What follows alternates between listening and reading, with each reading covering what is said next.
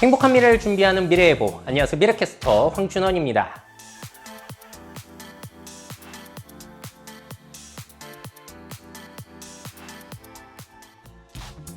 이번 시간 주제는 초고령 사회의 놀라운 현상들입니다. 아무래도 오늘도 좀 걱정되고 불안한 내용들을 많이 전달을 드릴 건데요.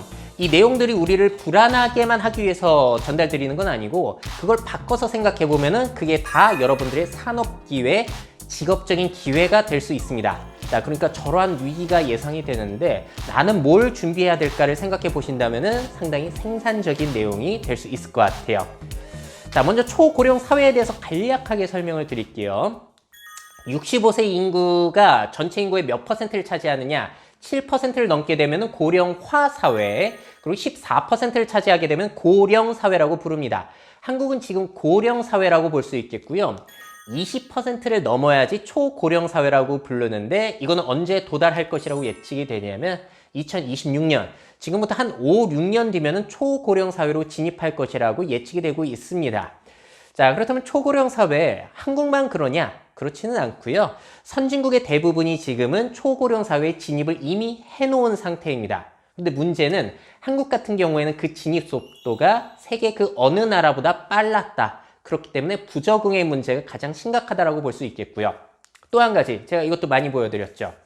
한국은 지금 초저출산의 문제를 겪고 있잖아요. 세계에서 가장 아이를 적게 낳는 나라에 속하기 때문에.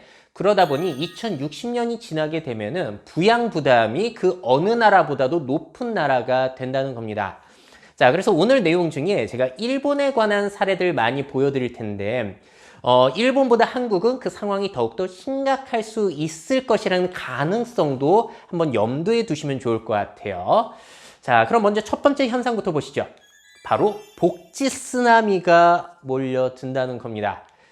자, 인구 그래프를 보시게 되면 저 빨간색이 출생아의 숫자인데요. 저 높은 봉우리를 형성하기 시작한 세대, 바로 1차 베이비 부머 세대입니다. 55년부터 63년생을 얘기하는데요.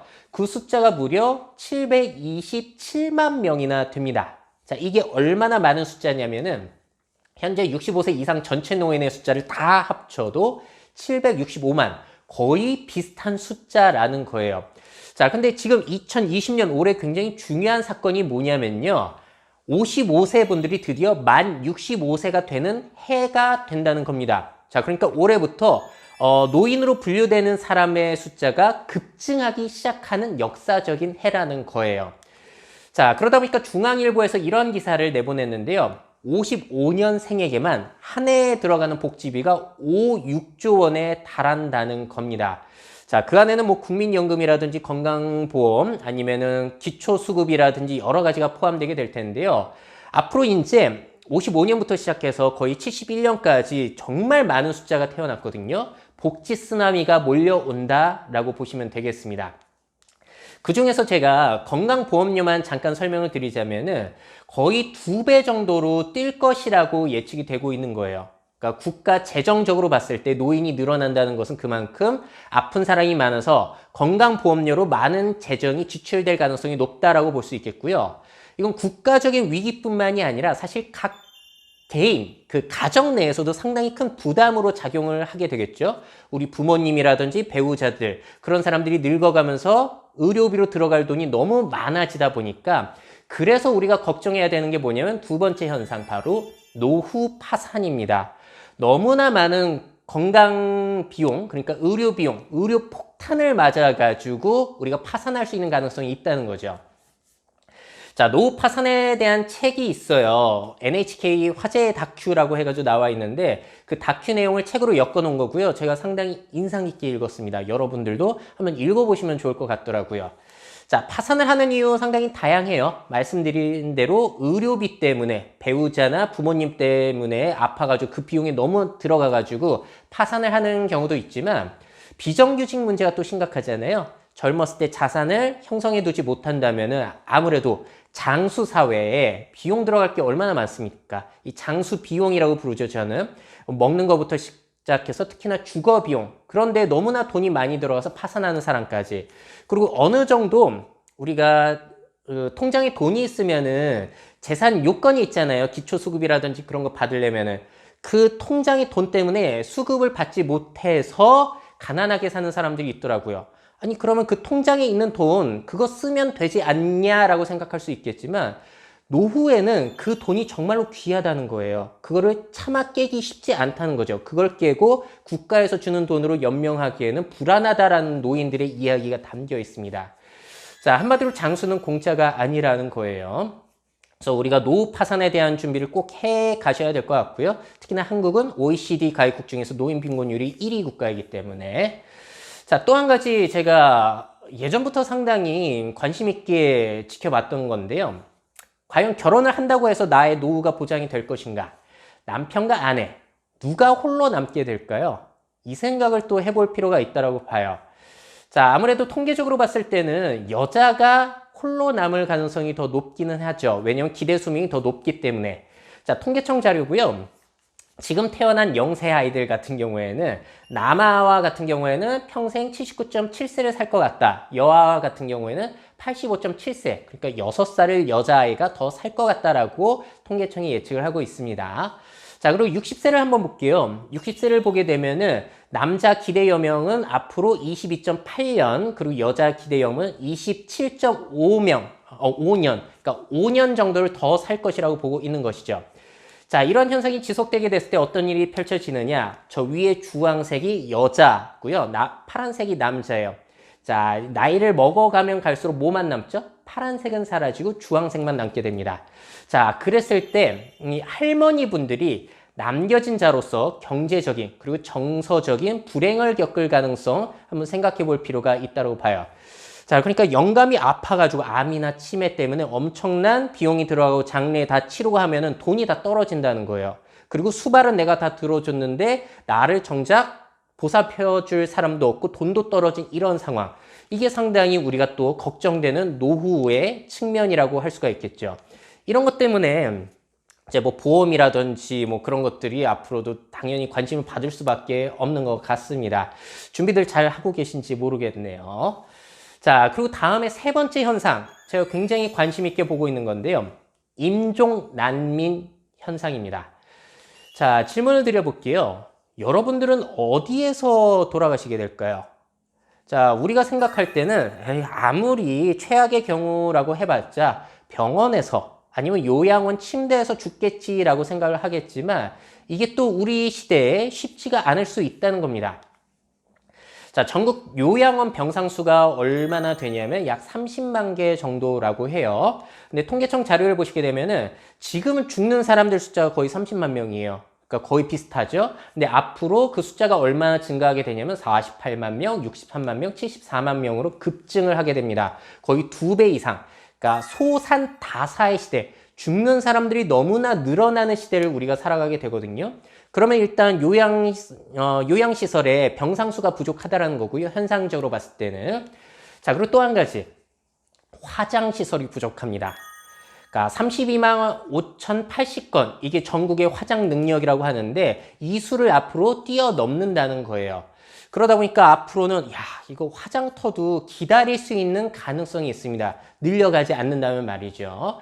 자, 그래서 지금은 3일장을 진행하고 있는데 화장을 기다려야 되다 보니까 4일장을 치러야 되거나 5일장을 치러야 되거나 아니면 다른 지역에서 화장을 해야 되는 원전 화장까지 우리가 염두를 해둬야 될 필요가 있어요. 자, 이 현상이 농담이 아니라 실제로 일본에서 진행이 되고 있는 일이고요. 일본은 지금 뭐 길게는 일주일에서 열흘 정도 화장을 기다려야 되는 사람들이 늘어나고 있다고 합니다. 자, 그렇다면 우리가 생각해 봤을 때 아니 그럼 요양시설이랑 장례시설 늘려야겠네. 늘리면 해결되잖아 라고 생각하실 수 있겠지만 문제는 자, 이 베이비 부머 그리고 그 자식 세대들 많이 태어난 사람들이 죽게 되면은 지금 출생아 숫자가 30만 명 이하가 될 가능성이 높잖아요. 그러면 요양시설과 장례시설이 앞으로는 과잉될 가능성이 있다는 거예요. 무작정 늘려가기는 쉽지 않다는 겁니다. 임시적으로 늘려가는 건 괜찮지만 그래서 문제 해결이 쉽지 않다는 거. 자, 그리고 또 한 가지 말씀드리자면은 이 요양소라든지 아니면 장례시설 같은 경우에는 혐오시설로 또 많은 사람들이 인식을 해가지고 우리 동네에 들어오게 된다라고 하면 아주 시위 나고 난리가 나는 거죠. 그래서 들어오기 쉽지 않은 측면도 많은 보도를 통해서 접하셨을 거라고 생각이 들어요. 자, 그렇다면 많은 사람들이 돌아가는 이 시대에 3일장 평균 비용은 또 얼마냐면은 1,380만 원 정도라고 해요. 그러니까 앞으로 많은 사람들이 돌아가게 되면은 이 비용들이 계속 증가하게 된다는 건데, 뭐 우리 가족만 장례 치르고 하면은 뭐 모르겠습니다만 또 앞으로 뭘 생각해 볼 수 있냐? 젊은 사람들이 많을 때는 축의금 많이 냈잖아요. 앞으로는 어떤 비용이 우리 생활비에서 많이 나갈까요? 그렇습니다. 조의금이 앞으로 어마어마하게 나가가지고 사람들에게 부담으로 작용이 될 수 있을 거예요. 자, 그래서 제가 제안을 드리는 것은 바로 네 번째 현상, 작은 장례식입니다. 자, 이건 사업적으로 여러분들이 주목해 보시면 좋을 것 같은데요. 일본은 장례식장이라든지 화장장이 부족하다 보니까 어떤 시설이 각광을 받고 있냐면은 바로 시신 호텔이 주목을 받고 있다고 해요. 자, 그러니까 그 관 같은 것을 시신들을 안치해 두는 호텔을 만들어 가지고 거기에 안치해 두는 거고요. 일본의 평균 장례 비용이 2천만 원인데 이 시신 호텔 평균 비용이 200만 원 정도라고 해요. 10분의 1 가격분이 되지 않는다는 것이죠. 작은 결혼식만 필요한 게 아니라 앞으로는 작은 장례식 또한 필요하다라는 생각이 들더라고요. 자, 여러분들에게 그 시신 호텔 영상을 보여드리도록 할게요. 저렇게 일반 호텔과 다르게 관이 이동할 수 있는 시설을 갖추고 있다는 점이 일단 다른 점이고요. 호텔과 같은 안락한 곳에 저렇게 모셔두는 겁니다. 그리고 조문객도 저기에서 받게 되는 거고요. 좀 더 간소화된 거죠. 가족들 같은 경우에 저렇게 씻을 수 있는 화장실도 욕조도 있다 보니까 좀 편리함을 또 누릴 수 있을 것이라는 기대가 있는 거예요. 자, 저런 시신 호텔의 이름 또한 흥미롭습니다. 바로 라스텔. 라스트와 호텔이 그 섞인 단어이죠. 합성어가 되는 건데 이름 참 잘 지은 것 같더라고요. 이런 쪽으로 아마 한국 사회에서도 많은 각광을 받게 되지 않을까라고 저는 생각이 들었어요. 자, 그리고 우리 또 1인 가구가 증가하고 나의 장례를 내가 스스로 준비하는 사람들이 늘어나고 있다는 보도를 봤습니다. 셀프 장례의 비용은 아무래도 70에서 300만 원으로 더 저렴할 수 있는 가능성이 높기 때문이기도 한데요. 자, 저도 셀프 장례를 한번 준비해 봐야 될 것 같기는 한데 2006년에 미리 셀프 장례를 한 유명인이 있었습니다. 누구냐면은 자, 이 사진 하나 보시죠. 제가 그 전시회 가서 찍은 건데 저 사진의 주인공은 백남준 선생님이시고요. 그 옆에 있는 그림 있잖아요. 살아생전에 자기가 직접 디자인을 했다고 해요. 그러니까 장례식 초대장을 백남준 선생님은 직접 저렇게 만든 겁니다. 근데 굉장히 예쁘죠. 그러니까 백남준 선생님은 그 장례식장에 사람들이 와가지고 그 죽음을 너무 슬퍼만 하지 말고 즐거운 장례식이 되기를 바라셨다고 해요. 워낙에 유쾌하신 분이기 때문에. 그 장례식장 분위기 한번 보실까요? 연합뉴스 자료예요. 갑자기 장례식장에 온 조문객들이 넥타이를 자르는 저런 행사를 가졌습니다. 사람들 분위기 보세요. 굉장히 즐겁죠. 자, 저런 백남준 선생님의 명언도 이렇게 나오고 있는데 저렇게 자른 넥타이는 또 어떻게 하냐면은 그 고인 백남준 선생님의 시신 위에다가 이제 꽃 내려놓는 것처럼 내려놓는 거예요. 뒤에 나올 거고요.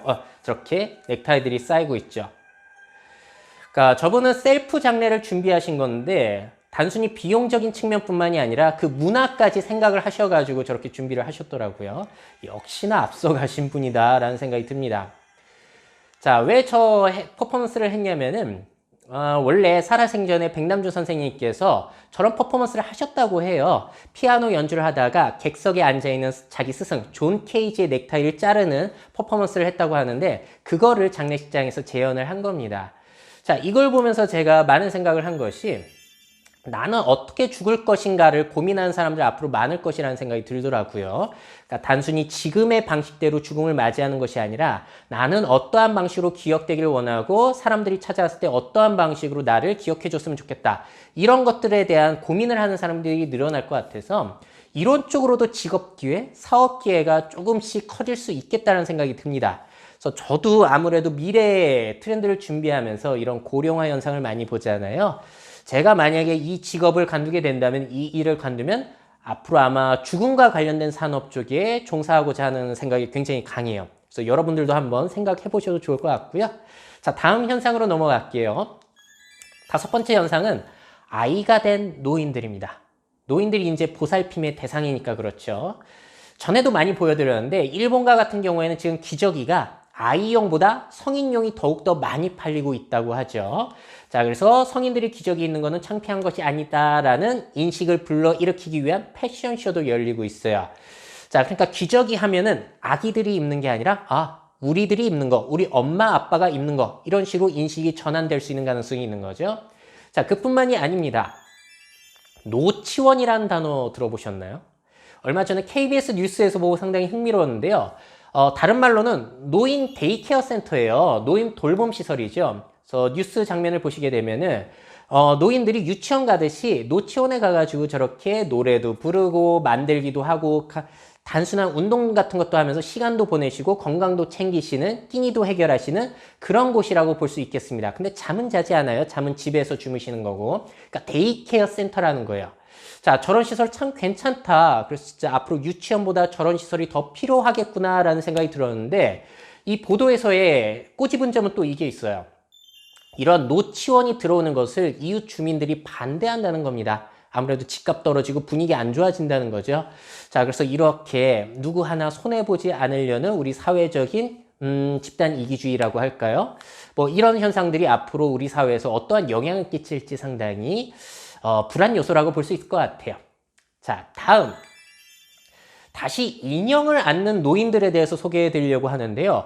여기에 대해서는 여러분들의 의견이 궁금해가지고 제가 준비한 거예요. 사실 대표적인 인형은 저 8호라고 해가지고 물개 모양 인형이잖아요. 노인들이 적적하고 그럴 때 저런 손뭉치 인형, 로봇이죠 사실. 안고 있으면은 팔다리도 꼬리 같은 거 움직이고 하니까 그런 걸 보면서 마음에 안정을 얻는 힐링 로봇이라고 할 수 있겠는데요. 한국에도 있습니다. 효돌이라는 로봇이고요. 보시게 되면 저건 거의 콩순이처럼 사람 모양을 하고 있고 쟤는 실제로 말까지예요. 할머니 약 먹을 시간이에요. 뭐 힘내세요. 이런 말까지 하게 되는 건데 그래서 어른들의 적적함을 힐링해 준다라는 그런 컨셉의 로봇입니다. 근데 저 로봇을 보면서 아까 물개 모양이랑은 또 다른 느낌이더라고요. 저걸 보면서 제가 드는 생각이 좀 좋지는 않았거든요. 실제로 효돌 측에서 미래채널에 저 제품에 대한 리뷰를 해달라는 요청이 있었어요. 근데 제가 굉장히 안 좋은 얘기를 많이 드리고 하면서 그거는 리뷰를 하지 않았습니다. 왜냐면 저 모습 여러분들이 볼 때 어떻게 보이세요? 좋아 보이나요? 여러분이 바라는 미래의 모습인가요? 우리는 저러한 로봇 인형들을 더욱더 보급을 해야 될까요? 여러 가지 생각이 들더라고요. 여러분들은 어떻게 생각하시는지 댓글 꼭 달아주시면 감사할 것 같습니다. 제가 너무 고리타분한 생각일지 모르겠다라는 생각이 들어서요. 저걸 보면은 성숙한 노인, 지혜로운 노인이 아니라 정말로 퇴행한 노인들, 아니면 치매 노인들 이런 것들이 떠올라서 저는 굉장히 안 좋은 의견을 저 회사에도 말씀을 드렸었어요. 근데 실제로 제가 느끼기에 저런 힐링 로봇들이 어느 정도 효과는 있을 것 같다라는 걸 느끼기는 했습니다. 제가 쿠보라는 꼬리친 로봇을 사용을 해봤는데 실제로 뭔가 집에서 안고 꼬리 흔들리는 걸 보니까 기분이 묘하게 좋기는 하더라고요. 그래서 어느 정도 효과는 있을 수 있겠습니다만 과연 우리가 사람이랑은 단절되고 저런 로봇들을 노인에게 안겨주는 이러한 사회가 우리가 꿈꾸는 미래일지는 한번 논의를 해봐야 되지 않을까라는 생각이 들었습니다. 자, 그래서 출산율은 쭉 떨어지고 사망자들은 늘어가게 되면서 노인들이 주요 돌봄 대상으로 바뀌어가게 된다는 것을 우리가 염두에 두시면 좋을 것 같고요. 이 분야에서 직업적인 기회들은 상당히 많을 거예요. 물론 그게 힘들고 보수도 좋지는 않겠지만 굶어 죽지는 않겠다라는 생각이 또 들기도 합니다. 자, 다음 6번째 현상은 바로 간병 이직 현상이에요. 자, 이것도 상당히 여러분들이 주목해 보시면 좋을 것 같은데 자, 간병 이직이라는 것은 부모의 간병을 위해서 내가 다니던 직장을 그만두거나 직장을 옮기는 상황을 말하게 됩니다. 자, 이 상황이 왜 펼쳐지느냐? 과거에는 대가족이었기 때문에 저뿐만이 아니라 현재뿐만이 아니라 사촌까지 이렇게 우리 나이 든 어르신들을 돌봐줬었는데 지금 뭐 1, 2인 가구가 거의 전체 50%에 육박하고 있는 상황이다 보니까 돌봐줄 사람이 나밖에 없다라는 거예요. 그러다 보니까 다니던 직장을 그만두고 부모님을 돌봐주러 갈 수밖에 없는 아니면 부모님이 우리 집으로 와야 되는 이런 상황이 펼쳐지고 있는 건데 한마디로 일과 간병을 병행하게 된다는 거죠. 물론 돈 많은 사람들은 괜찮아요. 간병이 쓰면 되니까. 자, 그래서 거기에 관련된 책이 또 있습니다. 아까 보여드린 노후 파산을 쓴 그 팀이 또 후속으로 낸 작품이에요. 가족의 파산이라고 해가지고 노후 파산이 가족까지도 이어져가지고 함께 공멸하게 되는 위험성에 대한 책입니다. 자, 여기서 나오는 내용들을 설명드리자면 두 가지예요. 일단 직장을 옮기거나 그렇게 되면은 정규직을 새로 잡기는 힘들잖아요. 아르바이트라든지 비정규직을 잡게 되다 보니까 아무래도 수익이 떨어지게 되고 부모님이 돌아가셨을 때 새로운 일자리, 좋은 일자리를 잡기 힘들어지는 측면. 그러니까 지금 육아휴직으로 인한 경력 단절이 있듯이 우리 부모님들 간병으로 인한 그 경력 단절이 앞으로는 사회적인 문제가 될 수 있는 가능성이 있다는 거예요. 물론 간병이 다 쓰면 괜찮긴 한데. 자, 다음에 또 이러한 사람들이 아무래도 일거리도 불안정하다 보니까 부모의 연금에 의지해서 생활을 하는 사람들도 있다고 해요. 아주 안 좋은 경우에는. 근데 이때 문제는 또 뭐냐면 부모님이 돌아가시면 그 연금이 이제 많이 끊기게 되잖아요. 유족연금이 있을 수는 있겠습니다만. 그러다 보니까 이 자식들이 또 굉장히 큰 경제적인 파산 상황에 놓일 수 있다라는 부분을 이 책에서 많이 보여주고 있습니다. 자, 그래서 이제 우리가 50대가 됐을 때 특히나 일과 간병을 병행하는 사례들이 늘어나게 될 텐데요. 이런 간병으로 인한 경력 단절 현상을 우리가 꼭 준비를 해야 될 것 같고요.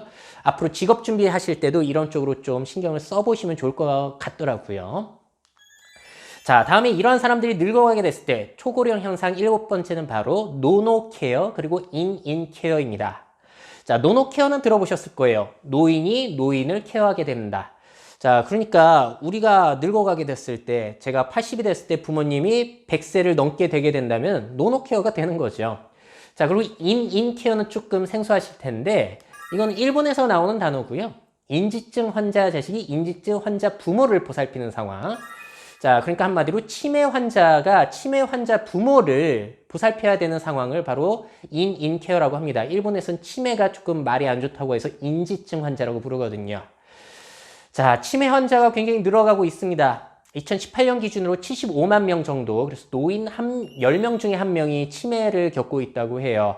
그러니까 앞으로 전체 인구가 많이 태어난 그 베이비 부머 세대 이후 그리고 자식 세대까지가 늙어가게 된다면은 이러한 치매 자식이 치매 노인을 보살펴야 되는 상황까지 이르를 수 있어요.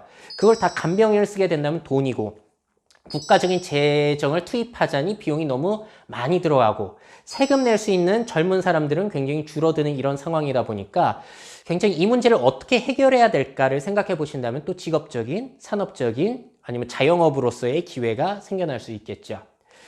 자, 그렇다면 간병이 조금 싸게 쓸 수 있는 방법이 있기는 합니다. 바로 인건비가 저렴한 외국인에서 간병인을 들여오는 건데요. 일본에서 그래가지고 베트남에서 간병인을 데려온다는 기사가 있었어요. 자, 근데 저 기사를 제가 보면서 우리나라도 저렇게 될 수 있겠구나. 페이스북에 공유를 했더니 거기에 제가 아는 한 기자님이 댓글을 달아주신 게 너무나 저한테는 큰 충격이었습니다. 기자님이 이렇게 댓글을 달아주셨어요. 빨리 로봇이 발달해서 베트남 사람들이 안 들어와도 될 정도가 됐으면 좋겠다. 그래서 제가 물어봤죠. 아니, 그래도 로봇보다는 사람이 돌봐주는 게 좋지 않나요? 라고 했더니 뭐라고 대답을 하셨냐면은, 아니, 로봇은 판단을 하지 않잖아요. 베트남 사람들이 나를 불쌍하다고 여기는 게 더 싫어요. 라고 하는데 그 말이 상당히 인상적이어가지고 아직까지 잊지 않고 있습니다. 자, 여러분들은 어떻게 생각하시는지 이 부분도 한번 의견 나눌 수 있으면 좋겠네요. 자, 다음 초고령 현상 8번째는 바로 초고령 사회의 노인들은 도시 토박이라는 겁니다. 자, 지금 인구가 줄어드는 곳과 증가하고 있는 곳이 나오고 있는 건데요. 파란색이 지나면 지날수록 증가하고 있는 거고 노란색이 지나면 지날수록 감소하고 있는 곳이에요. 그러니까 주요 대도시 중심으로 지금 많은 사람들이 유입이 되고 있는데 그 대도시마저도 앞으로 늙어가게 된다는 거고요. 자, 다음 자료를 보시게 되면은 중위 연령이에요. 그러니까 그 시도별 중간 연령이라는 건데 지금 전남이라든지 강원도, 경북 이런 쪽은 상당히 그 평균 연령이 높은 편이고 세종이 가장 낮아요. 그리고 서울, 인천, 울산, 경기, 광주, 대전 이런 쪽이 상대적으로 젊은 축인데 이제 젊은 사람들이 이제 뭐 몇십 년 전부터 계속 도시로 올라와서 살고 있잖아요. 한마디로 이 사람들에게는 도시가 오히려 고향이라는 겁니다. 나이를 먹었다고 해가지고 다시 농촌으로 내려가가지고 한적한 생활을 한다, 고향으로 돌아간다 이런 생각이 없다는 거죠. 그러니까 도시 자체가 늙어가게 된다는 거고요. 이 사람들이 또 지방 지역으로 내려가기 힘든 이유 중에 하나가 또 뭐가 있냐면은 이제 노인 되면 아플 때도 많고 병원도 많이 가야 되는데 종합병원의 분포를 보시게 되면 거의 수도권에 집중이 되어 있고 대도시에 집중이 되어 있죠. 상급 종합병원 더 심합니다. 그러다 보니까 의료적인 혜택을 위해서도 내려가기 쉽지 않은 상황이라는 거죠. 상대적으로 요양원은 많이 퍼져 있기는 해요. 자, 그러다 보니까 이제 지방 지역 같은 경우에는 20년 이상 된 노후주택들이 많이 생기게 되고요. 거기에 살던 노인분들이 돌아가시게 되면 그게 다 빈집이 되는 거죠. 근데 그 빈집은 자식들이 상속도 하지 않는다고 해요. 왜냐하면 그 가치도 거의 없고 상속해봤자 재산세 나가고 유지 보수에 더 많은 돈이 들어가다 보니까 그거를 다 이제 방치해 둔다고 합니다. 그래서 그 지역의 흉물로 자리를 잡게 되고 지자체에서 그걸 처리해야 되는데 그게 또 돈이 들어가게 되는 이러한 부담이 또 있다고 하더라고요. 자, 그래서 앞으로 늙어가는 도시 그리고 비어가는 지방을 우리가 목격하게 될 텐데 그래서 이런 지방 지역을 어떻게 잘 활용할지가 우리 국가적인 과제이고 여러분들의 사업 기회이자 직업 기회가 또 될 수 있을 것 같아요. 그 지역만의 특성을 살려서 뭘 어떻게 해볼 것인가 많은 고민이 또 필요할 것 같습니다. 자, 이렇게 또 지방 지역이 비어가게 되고 도심 지역도 외곽 지역의 사람들이 이제 점점 줄어가게 된다면은 또 이런 현상이 펼쳐지게 되더라고요. 바로 쇼핑 난민이라는 현상이에요. 자, 쇼핑 난민이라는 것은 말 그대로 생필품을 사러 나가기 어려운 고령자를 일컫는 신조어예요. 그러니까 주변에 사람들이 적게 살다 보니까 장사가 안 돼서 마트 같은 곳이 다 닫는 거고요. 아니면은 도심 가까운 곳에 살더라도 노인분들이 무릎이 안 좋고 하다 보니까 이동하기가 쉽지 않은 이러한 상황 때문에 쇼핑 난민이 일본에서 생기고 있다고 합니다. 그래서 버스도 1시간에 한 대 다녀가지고 물건 사기 힘들다. 자, 그러다 보니까 가끔가다 이렇게 생필품을 실은 차가 와가지고 장 볼 수 있게 해주는 이런 서비스가 생겨난다고 해요. 자, 하지만 뭐 지금 우리 세대들 같은 경우에는 앞으로 배송 시스템 같은 것 때문에 많은 것들을 이용할 수 있지 않을까 배송으로 생각해 볼 수 있겠고요. 또 다른 흥미로운 현상, 일본에서 펼쳐지고 있는 걸 소개해 드리자면은 공동체 가게라는 기사를 봤습니다. 자, 뭐냐면은 그 지역에 이제 인구가 없어서 가게가 문 닫기 시작하니까 그 지역 주민들이 자원봉사로 시작해가지고 그걸 공동체 가게로 만들어 버린 거예요. 돌아가면서 그 가게를 운영하는 거죠, 함께. 자, 저게 10년 전에 시작을 했다고 하고요. 노인분들이 주요 고객이다 보니까 노인분들이 아주 간략하게 식사할 수 있는 소량의 식품을 저렴한 가격에 판매를 하고 있고요. 또 그 가게 한켠에는 저렇게 노인분들이 모여셔가지고 함께 식사를 할 수 있는 공간이 있으니까 또 고립되지 않는 그런 효과를, 긍정적인 효과를 보이고 있다고 합니다. 또 노인분들이 직접 자신이 봉사를 하면서 저렇게 물건을 배달해주는 서비스까지 하고 있다고 하세요. 근데 이분들도 이제 많이 나이를 드시면서 봉사자들의 숫자가 줄어들고 있는 상황이라고 합니다. 자, 그러니까 초고령 사회가 늙어가게 되면서 발생하는 여러 가지 문제점들을 기술이라든지 우리 제도라든지 법률이라든지 사회적인 기업이라든지 제품과 서비스 여러 가지로 어떻게 해결할지가 상당히 중요해지는 거죠. 자, 이렇게까지 해가지고 오늘 초고령 사회의 놀라운 현상들에 대해서 말씀을 드렸습니다. 굉장히 불안한 요소들도 많이 보여드렸지만 말씀드린 대로 그걸 기회로 어떻게 살릴지를 고민하는 것이 우리 미래에 있어서 굉장히 중요한 일이다라는 생각이 들고요. 저는 사실 특이점 얘기를 할 때 AI, 기술의 발전이 가져오는 특이점보다도 이런 고령화 때문에 일어난 특이점에 더 주목을 해볼 필요가 있을 것 같아요. 자, 앞서 보여드린 그래프를 보시게 되면은 하나의 봉우리처럼 뭔가가 솟아있는 거, 이게 바로 베이비 부머 세대라고 말씀드렸는데 이거를 산봉우리라고 하지 않고 이렇게 하나의 큰 파도, 쓰나미라고 표현할 수도 있을 것 같아요. 지금의 초고령 현상은 아이들이 적게 태어나는 문제도 있지만 지나치게 전쟁 후에 많은 사람들이 태어났기 때문이기도 하거든요. 이 사람들이 사회를 한번 싹 훑고 지나가는 데 걸리는 시간이 앞으로도 한 50년은 걸릴 것 같은데 이 시기를 잘 버텨내는 게 상당히 중요한 것 같습니다. 그리고 그 이후의 세상은 상당히 안정된 인구를 보일 수도 있을 것 같은데 그거는 뭐 진짜 특이점 이후이기 때문에 예측이 불가능하지 않나 라는 생각이 드네요. 자, 여러분들은 이러한 초고령 사회에 대비해서 어떤 일을 하시면 좋을지 한번 떠올리실 수 있는 기회가 되시면 좋겠습니다. 자, 오늘 소식은 여기까지입니다. 여러분들 최고의 미래를 상상하시고요. 그 미래를 직접 만들어 가시기를 응원드리겠습니다. Make your futures. 미래 채널 MyF.